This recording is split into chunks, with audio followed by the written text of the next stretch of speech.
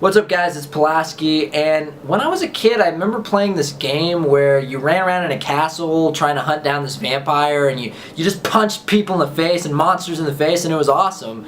And I recently found the game. It's been a while, but I found it. Yeah, it's called Nosferatu, and it's awesome. So I thought, hey, it's been a while since I played this game. Why not play it again as an adult and make myself a little review? So let's play this son of a bitch.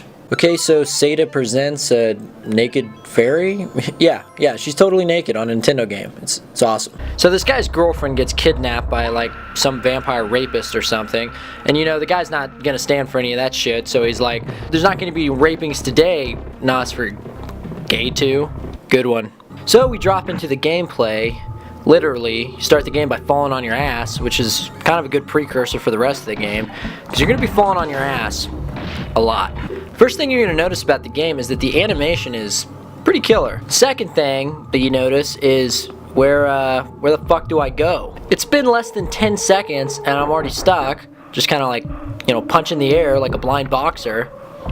Oh, I gotta push this box, okay. The most nostalgic thing about this game for me is punching people. It's so satisfying to punch people, like BAM! Oh, eat it, mofo! Oh yeah, it's so damn satisfying, I love it. These first guys don't even really attack you, which is weird, but it kind of makes you feel like a douchebag for punching the shit out of these Darth Maul looking fuckers.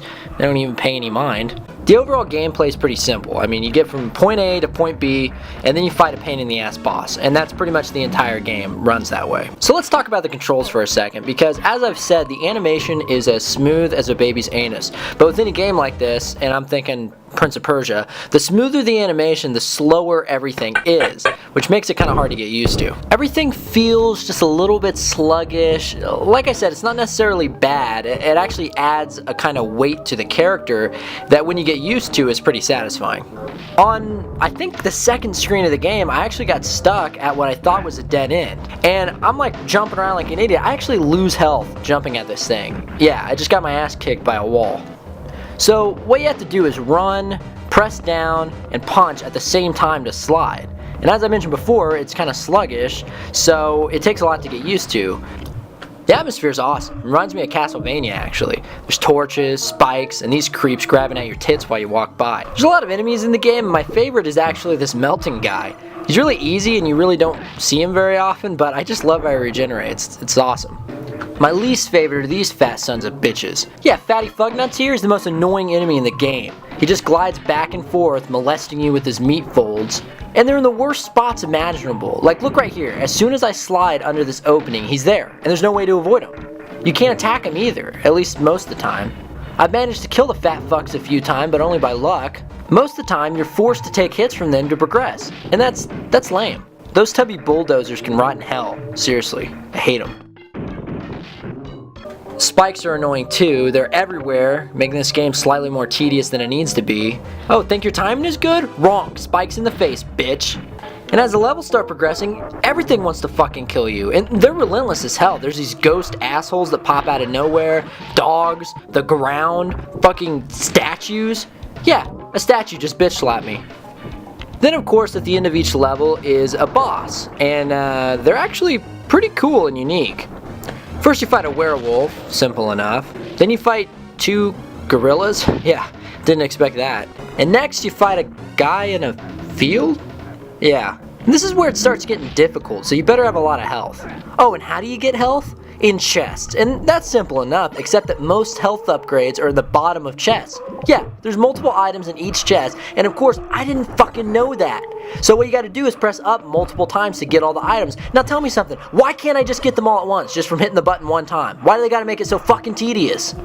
Anyway, once you figure that shit out, the bosses are a little bit easier when you have more health. I love this, you gotta fight this guy's head. So all the bosses have been pretty reasonable so far, up until this slimy asshole. Jizz Monster here is the most difficult boss in my opinion, besides the final boss of course.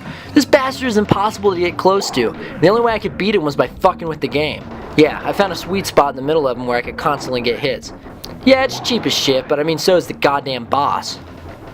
Next you fight this rock golem thing, which is pretty hard, but at least I don't have to wig the game out just to beat him like Cummy No Feet over there. And last, of course, is Nosferatu himself, and my god, he is difficult. This is mostly due to the fact that he floats around, and the only time you can hit him is when he swoops down to hit you. By that time, you're already getting attacked. Not to mention the fact that there's no escaping his attacks because he's got fucking psychic powers, so he doesn't even have to come close to you to hurt you. It's bullshit.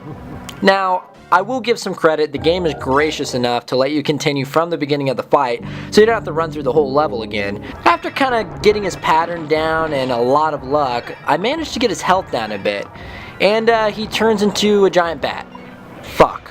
When he's in bat form, your best bet is to run and hide like a little bitch, because it's damn near impossible to hit him. I mean, look at this. I look like a retard, I'm kicking at the air.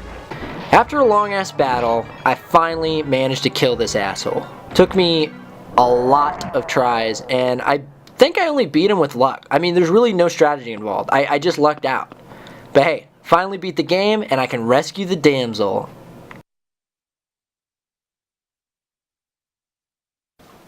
That's right, man. That's right. You get the girl. You got her. That's a weird sound. Serene face, concealed eyes. Victory loss. Fatal kill.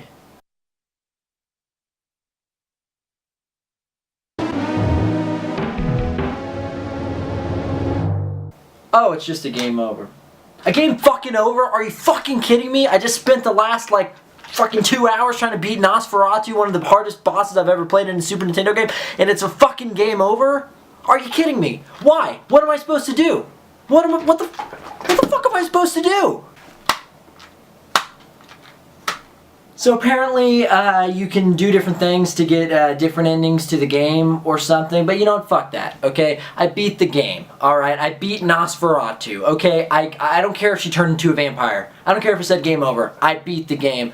Fuck this game, okay? Fuck Super Nintendo. You know what? I'm gonna go play Sega Genesis.